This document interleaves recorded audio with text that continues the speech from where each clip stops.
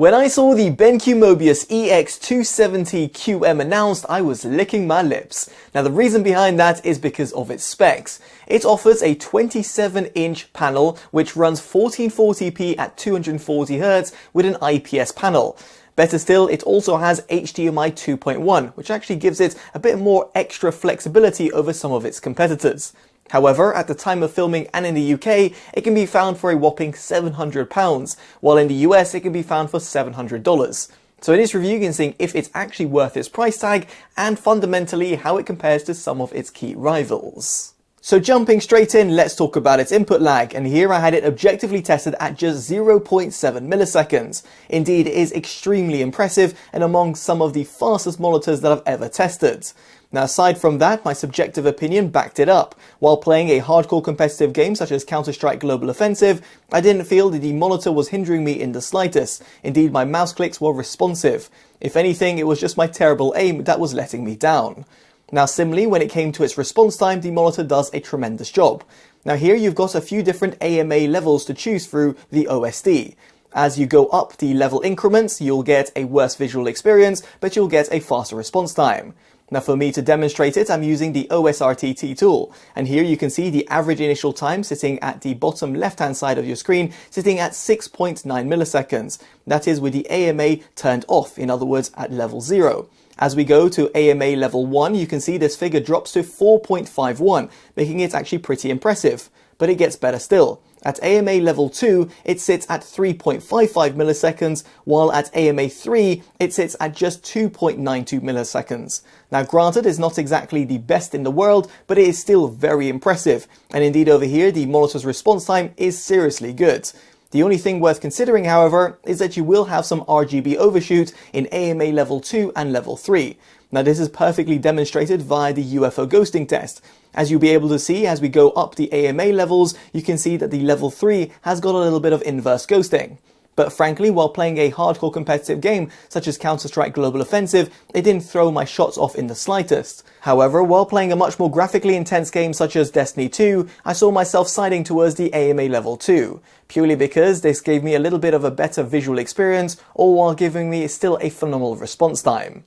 Now elsewhere, there is also a blur reduction mode, as you might have seen denoted as BR via my UFO ghosting tests. This does as the name suggests and effectively clears up that UFO, in other words giving you a clearer picture. Quite handy if you're playing hardcore competitive games, or of course if you want to use it on a day-to-day basis. Now it's just worth pointing out that blur reduction mode will limit the overall peak brightness, and I'll touch upon what it does further down in this video.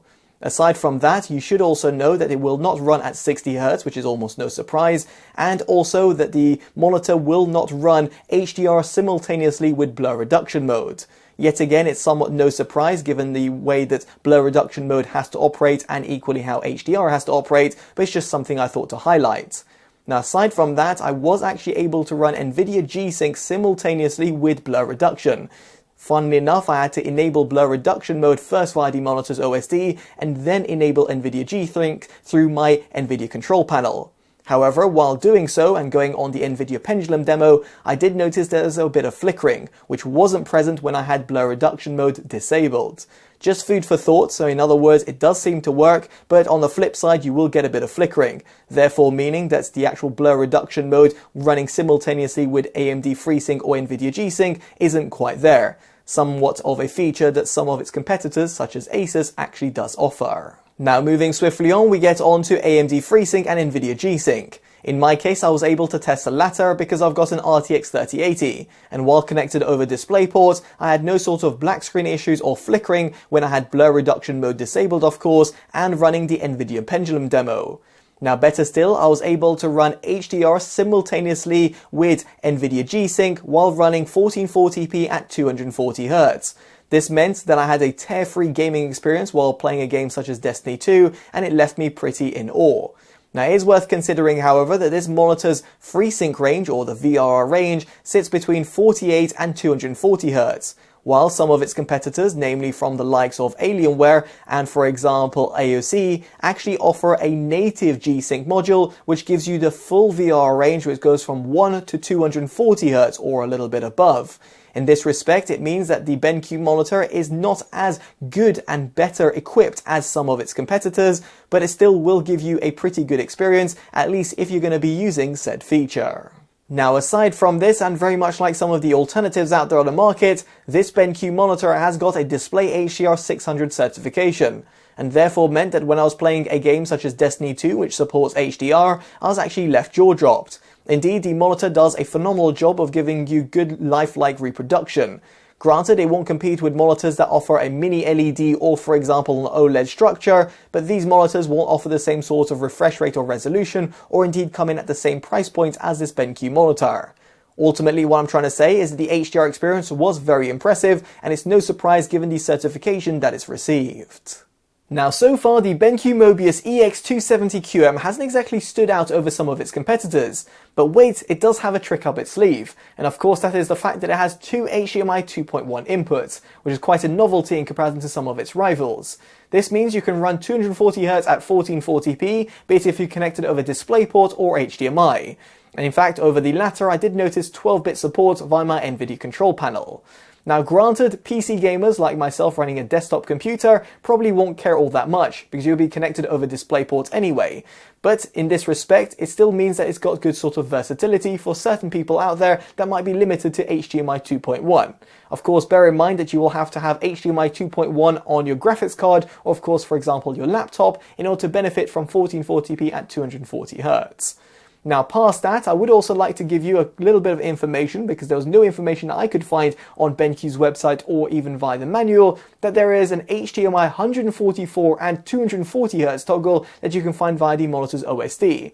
Having asked BenQ UK about this, they came back to me to say it's effectively there to provide support for more legacy devices. So yet again, great thoughtful thinking from the manufacturer for those people that might not be able to benefit from the full bandwidth of HDMI 2.1. Just in case a device is having some issues, then you might want to run it on the 144Hz mode. Now on that note, I would just like to have a quick word for console gamers. Now of course, I would never recommend a 240Hz monitor if you're solely using it for console usage. If however you're running it simultaneously with a desktop computer, this segment will be of relevance to you. Indeed, in this respect, the monitor will run 1440p at 120Hz over both the modern Xbox and PlayStation. And you also have support for VR and also HDR thanks to full bandwidth support of the HDMI 2.1 ports. Now I did also have it tested via my 4K Blu-ray player, and I did notice a 4K signal input. In fact, I even noted a 4K signal input via my NVIDIA control panel, which was actually quite surprising. Nonetheless, over here, it means that it gives you good sort of versatility, be it if you want to run a simulated 4K signal or indeed run it 1440p. Aside from that, I did actually have it quickly tested via the OSRTT tool and via the two AMA levels that I would suggest, AMA 2 and AMA 3. In the AMA 2 mode, I had the average initial time tested at 3.96 and at AMA level 3 at 2.98. Now note, this was running 1440p at 120Hz and therefore meant that my overall feelings of the response time and the input lag were very much the same as I said on the PC segment of this review. Now moving past the gaming section, let me talk about the image quality. Now the monitor has got a flat 27-inch IPS panel with a matte coating to it. Indeed, it runs 1440p at 240Hz if that wasn't obvious already. Now in this respect, the monitor has also got a dedicated sRGB mode that you can select through the monitor's OSD. Now in said mode, which doesn't limit the overall peak brightness, I noted a gamut coverage of 96.3% and 100% gamut volume. Indeed, here you can see below how it compares to the sRGB standard. Here, the monitor's average delta E sits at 1.22 and a maximum of 2.4, which is seriously impressive and therefore means that this monitor can be used for serious image editing work or color grading. The tested contrast ratio sat at 982:1, which isn't too bad for an IPS panel, although a little bit subpar. And as for the measured white point, in comparison to the 6504 Kelvin target, it sits at a pretty impressive 6313 Kelvin at 100%. Below you can see here that it also sits pretty closely to the Gamma 2.2 standard. Now, if you're not going to be using it for any sort of image editing work, you might want to go on one of the other modes, and that's purely because it has got a wide color gamut and the image will pop a little bit more. Indeed, over here via the custom mode preset, you can see how it's affected the sRGB, Adobe RGB and DCI-P3 modes. Specifically the latter, where it's actually positively affected it, and indeed this is what the manufacturer claims. In other words, it's actually got a good sort of percentage on the DCI-P3 mode. Now below you can see how it compares to the DCI-P3 graph, and that's not to be confused with the sRGB one that I shared before. However, it's not exactly color accurate in the DCI-P3 mode. And indeed over here you can see that the average delta-E sits at 2.88 and a maximum of 7.39.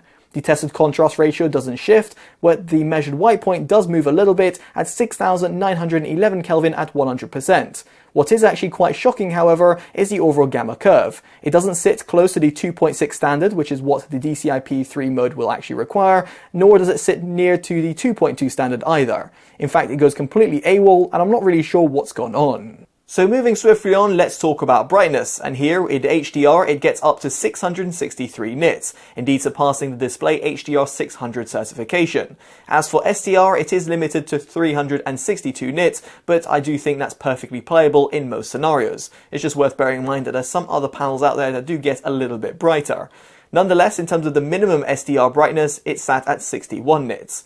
Now you can actually get this even dimmer if you were to use the brightness level at 0 with blur reduction mode. And here I noted 26 nits, quite handy for those people who are playing in a completely pitch black room. As for the blur reduction mode, the maximum brightness that one can achieve is 283 nits. Something worth considering, at least when comparing it to the SDR brightness. Now moving past peak luminance, I would like to talk about brightness uniformity, and here across the board it does a decent job, although I do appreciate this is somewhat panel lottery, so it very much depends as to which monitor you get. Aside from that, in terms of the backlight bleed, it is also perfectly usable. Indeed over here, despite it being an IPS panel, I didn't notice too much bleed around the corners. But of course, if it's something that will throw you off, you might want to look at a VA or a TN panel instead. Now moving past all these tests, I would like to talk about the build quality of the monitor. And here it's got a 3-side borderless design with a relatively chunky bottom bezel. The reason behind that is actually because at the middle you have got the Brightness Intelligent Plus sensor, BI Plus for short. This effectively adjusts the brightness and the color temperature of the monitor depending on your own ambient lighting conditions, which is quite handy, and that's why it's actually got quite a lot of eye care certifications. Now nonetheless, you would have potentially also noticed 2 small little grills on either side of it, and the reason that is because it actually houses 2 2-watt speakers which are forward facing, and you've also got a rear 5-watt woofer, which is actually quite impressive all the things considered. Now I'd never recommend using a monitor's built-in speakers, but for those people who do not want the faff of having, let's say, a set of bookshelf speakers or headset or headphones or whatever it might be, then the actual built-in speakers of this monitor is actually really impressive in comparison to pretty much all of its competitors. In this respect, it's very much class leading. Now past that, we have also got the stand. It provides height, tilt and swivel adjustments, and unfortunately cannot be rotated. The stand itself is still very sturdy, and of course if you do not want it, and for example the aesthetics of the silver and orange finish do not fit with your theme, you can replace it with a VESA compatible stand. Now what can't be changed, however, are the buttons that I use to access the OSD. They're off-center on the right-hand side of the monitor, and they just feel a little bit counterintuitive because they sit really close to the power button, therefore meaning sometimes you might accidentally switch off the monitor. Thankfully, however, to mitigate this, you have actually got a very snazzy remote control. This allows you to adjust the settings from afar, and therefore means it yet again stands out in comparison to a vast majority of its competitors. Now here, the monitor's OSD is very comprehensively laid out and allows you a plethora of different options. Do bear in mind the settings that I've mentioned before, but as I run through them really quickly over here, you'll be able to see the ones that I would recommend. Now speaking about the monitor's OSD, there is also a volume control. Aside from adjusting the volume of the speakers, there is also a 3.5mm jack, allowing you to plug in your headphones directly into the monitor. At the rear of the monitor, you will also find 2 USB Type-A ports, which can be handy for plugging in peripherals. Now speaking about the rear of the monitor, you might have noticed some RGB lights, and yes indeed via the monitor's OSD you can customize them or of course fully disable them like I have done.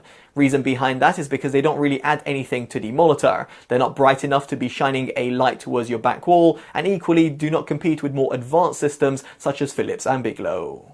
So with all that in mind, it brings me on to my verdict. And quite frankly, the BenQ Mobiuz EX270QM does tick a lot of boxes. It's got a low input lag, a really impressive response time, a phenomenal HDR experience. It also has got unofficial support for NVIDIA G-Sync and also has got AMD FreeSync capabilities. It's got those fabled HDMI 2.1 ports, which might be useful to certain gamers. It's got a pinpoint color accurate panel that's, of course, in comparison to the sRGB standard. You then also have a flat IPS panel, which will be appreciated by hardcore gamers. And then you've got a comprehensive OSD with plenty of customization, a wireless remote, and also very nice aesthetics and ergonomics. Now, given all of this, I can certainly see myself recommending it, and as such it gets my performance award.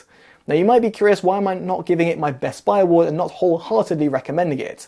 And that's purely because of the price that it comes in at least at the time of filming. Of course, that might be subject to change. See, right now it can be found for £700 in the UK and $700 in the US. At this price point, you've got some alternatives from Alienware and AOC that offer a native G-Sync module that run 1440p at 240hz. You've got the likes of the Samsung Odyssey G7 that gives you a curved VA panel, which is very impressive and also comes in at an even cheaper price point. You've got the alternative from Asus that runs up to 270hz and gives you ELMB sync, therefore giving you the ability to run FreeSync or G-Sync simultaneously with the likes of 1440p 240hz and also blur reduction mode. And you've also got my personal favorite, the AOC AG274QS, which has actually dropped significantly in price and therefore gives you 1440p at 300hz, making it very much a god tier monitor for those people running competitive games. Ultimately, what I'm trying to say over here is that the BenQ monitor is certainly very impressive, but there's some alternatives out there that you should certainly consider. Now, I'd be curious to know which monitor you would pick down in the comment section below. And of course, if you've liked this independent detail review and want to see more from myself and the channel, do consider dropping a like, subscribing and hitting that bell notification, all of which would be greatly appreciated. As such, I've been Totally Dubbed and I'll hopefully see you in the next one. Take care of yourselves and goodbye.